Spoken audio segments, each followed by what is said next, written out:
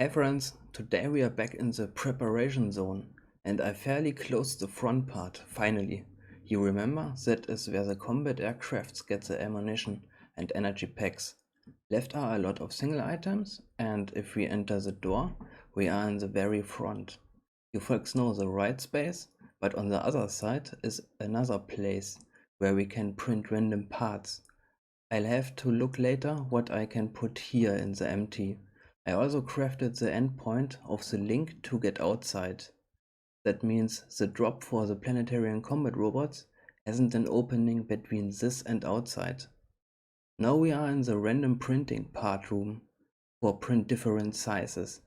I think we doesn't need more than that because we haven't space for more, and I crafted more than enough storerooms in the back. Let's check the front shape. Probably I must update some parts, but for now the first 6 levels are closed.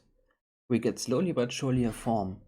Then thanks so much for watching, don't forget to comment and subscribe, and have a great time.